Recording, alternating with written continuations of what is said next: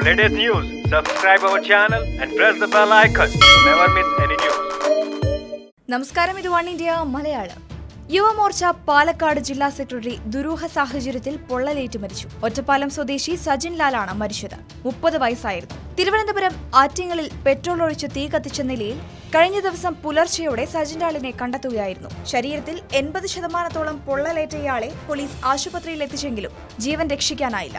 സജിൻ ലാലിന്റെ മൃതദേഹം കണ്ടെത്തിയതിന് സമീപം കത്തിയ നിലയിൽ ഒരു ടാക്സി കാറും കിടന്നിരുന്നു. ഈ കാറിന് സമീപത്ത് നിന്ന് ഒരു കുപ്പി പെട്രോൾ പോലീസ് കണ്ടെത്തിയിട്ടുണ്ട്. കാറിൽ രാജപ്രസ്ഥം എന്ന പേരെഴുതിയിട്ടുണ്ട്. BR ടൂർസ് ആൻഡ് ട്രാവൽസിന്റെ ഉടമസ്ഥതയിലുള്ളതാണ് ടാക്സി.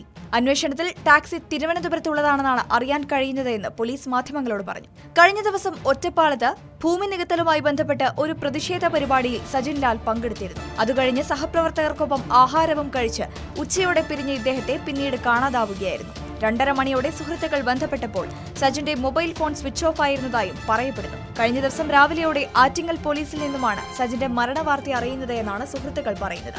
അന്വേഷണത്തിന്റെ ഭാഗമായി CCTV ദൃശ്യങ്ങൾ പോലീസ് പരിശോധിക്കുന്നുണ്ട്. ദേശീയപാത വഴി വാഹനം ഓടിച്ചു വരുമ്പോൾ തന്നെ തടഞ്ഞു നിർത്തി ചിലർ തലവഴി പെട്രോൾ ഒഴിച്ച് കത്തിക്കുകയായിരുന്നുവെന്നാണ് സജിൻ ലാൽ തങ്ങളോട് പറഞ്ഞത് എന്നാണ് മെഡിക്കൽ കോളേജ് ആശുപത്രി ജീവനക്കാർ പറയുന്നത്. എന്നാൽ പോലീസ് ഇക്കാര്യം പൂർണ്ണമായും വിശ്വസിച്ചിട്ടില്ല. കാർ നിർത്തിയ ശേഷം തലയൊഴികെയുള്ള ഭാഗത്ത് പെട്രോൾ ഒഴിച്ച് തീ കൊളുത്തി ആത്മഹത്യയ്ക്ക് ശ്രമിച്ചതാണോ എന്ന് സംശയിക്കുന്നതായി പോലീസ് പറഞ്ഞു. CCTV ദൃശ്യങ്ങളെല്ലാം പരിശോധിക്കുന്നതോടെ ഇക്കാര്യങ്ങൾ കൂടുതൽ വ്യക്തമാകുമെന്നും പോലീസ് പറയുന്നു. സജിന്റെ മരണത്തിൽ ദുരൂഹതയുണ്ടെന്ന് BJP പാലക്കാട് ജില്ലാ സെക്രട്ടറി KN വേണുഗോപാൽ പറയുന്നു. കഴിഞ്ഞ ദിവസം വരെ ചിരിച്ച മുഖത്തോടെ കാണപ്പെട്ട വ്യക്തി 3-4 ജില്ലകൾക്കപ്പുറം പൊള്ളലേറ്റ് മരിച്ച സംഭവം ദുരൂഹതയുണർത്തുന്ന കാര്യമാണെന്നും അദ്ദേഹം പറയുന്നു.